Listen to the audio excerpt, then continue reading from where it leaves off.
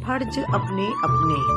जब कविता ने अपने पापा को देखा तो बोली कि अरे पापा जी, अभी तक आप तैयार नहीं हुए। आपका बैग कहाँ है? चलिए मैं आपका बैग तैयार कर देती हूँ। तब पापा ने उदास नजरें अपनी बिटिया पर डाली और बोले, बेटी मैं नहीं जा सकता। इस घर में तेरी माँ की बहुत सी यादें हैं। मैं इस घर को छोड़कर नहीं जा सकता। अपने पापा की बातें सुनकर कविता की आंखें भर आई और वो बोली कि पापा, माँ को गए 6 महीने हो गए हैं और आपकी तबीयत भी ठीक नहीं है। ऐसे में मैं आपको कैसे अकेला छोड़ सकती हूँ? आप चल रहे हैं मेरे साथ बस। यह सुनकर पिताजी बोले कि बेटा, मैं कैसे तेरे घर चल सकता हूँ? बेटी के घर के तो लोग पानी भी नहीं पीते और फिर वहाँ तेरे सास ससुर भी होंगे। उन्हें मेरा वहाँ रहना कैसे पसंद आएगा? आखिर मैं एक बाहर का व्यक्ति हूँ। अपने पिता की बातें सुनकर कविता बोली कि पापा, वह लोग ऐसे नहीं हैं। मेरे साथ वह लोग इतने अच्छे से रहते हैं। कविता अपने पिताजी का हाथ अपने हाथों में लेकर बैठ गई और बोली कि पापा, आपको पिछली बार शुगर का अटैक आया था। कितनी मुश्किल से आप। कहते कहते कविता की आंखों में आंसू आ गए। पापा, मैं आपकी इकलौती बेटी हूँ और आपकी सारी जिम्मेदारी मेरी है। बस अब मैं और कुछ नहीं सुनूंगी। आप मेरे साथ चल रहे हैं। यह सुनकर पापा सोच में डूब गए कि राजीव जी जो उनके दामाद हैं, उन्होंने तो कुछ भी नहीं कहा। हाँ, एक बार यह जरूर कहा था कि पापा, हम आते रहेंगे आपसे मिलने को। कविता, तुमने दामाद जी से पूछा? कविता बोली, पापा, उनकी राय और मेरी राय कोई थोड़े अलग है। कविता अपने पापा को लेकर अपने घर आ गई। अपने समधी को देखकर कविता के सास ससुर चौंक गए। राजीव ने भी पैर छुए और कहा, अच्छा हुआ पापा जो आप कुछ दिनों के लिए यहाँ आ गए। पापा रहने तो लग गए थे, लेकिन उन्हें लग रहा था कि उनके आने से उनके समधी समधन और उनके दामाद खुश नहीं हैं। एक दिन पापा लॉन में घूम रहे थे कि अचानक उन्हें राजीव की आवाज़ सुनाई दी। कविता, पापा यहाँ कितने दिन रहेंगे? ऐसा क्यों पूछ रहे हैं आप? उनकी तबीयत भी ठीक नहीं है और वहाँ पर उनकी देखभाल करने के लिए है ही कौन? अरे तुम समझ नहीं रही हो, हमें तो अपने घर पर ही अजीब सा लग रहा है। हमें किसे? अच्छा, मम्मी पापा ने कुछ कहा तुम्हें? अब तुम कुछ भी समझो। अरे वहाँ पर तो उनकी तुम अच्छी व्यवस्था कर सकती हो। बस इसके बाद पापा आगे कुछ नहीं सुन सके, कांपते हुए कदमों से अंदर आ गए और अगले दिन वापस जाने की तैयारी करने लगे। कविता बोली, पापा ऐसे कैसे जाएंगे आप?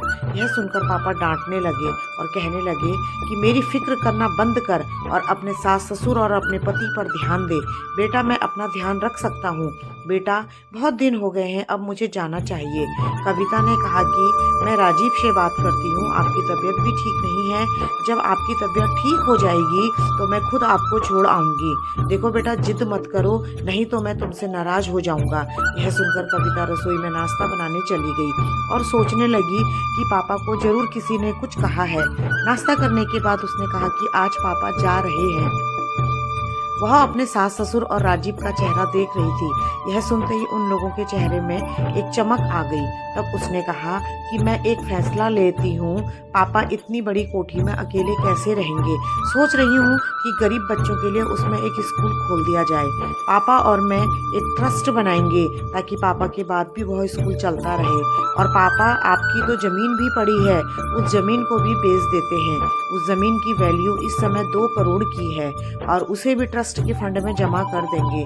उसमें से भी जो हमें ब्याज मिलेगा, उस ब्याज से हम उन गरीब बच्चों की फीस जमा कर देंगे जो जीवन में कुछ करना चाहते हैं। बाकी आपके लिए आपकी पेंशन और फंड बहुत है। पापा, मैं आज से ही इस पर काम करना शुरू कर देती हूँ।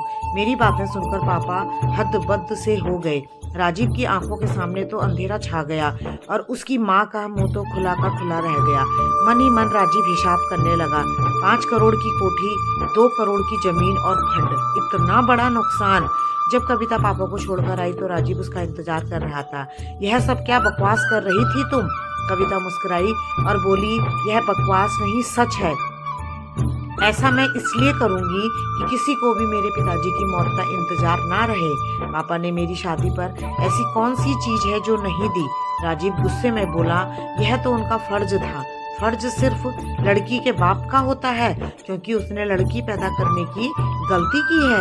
मैं अपने पापा की इकलौती बेटी हूँ, तो क्या मेरा फर्ज नहीं था उनकी देखभाल करने का, वह भी ऐसे वक्त में जब उनकी तबीयत ठीक नहीं है और उन्हें मेरे सहारे की ज़रूरत है। माफ़ी चाहती हूँ, उन्हें यहाँ कुछ दिन रहने से आप सभी को तकलीफ़ हुई। मैंने कभी तुम्हें तुम्हारा फ़र्ज़ निभाने से नहीं रोका और अपने सास-ससुर की सेवा में भी कोई कमी नहीं रखी। तुम मेरे पिताजी के प्रति मुझे निभाने से नहीं रोक सकते हो। उसकी आवाज़ में दृढ़ता थी और एक संतोष था कि जो वो अपने पति से नहीं कह सकती थी, लेकिन उसने हिम्मत जुटाई और अपने पति को बोला और अपने पिता के प्रति अपने फ़र्ज़ को नहीं भूली और उसे पूरा करने की कोशिश करी। धन्यवाद।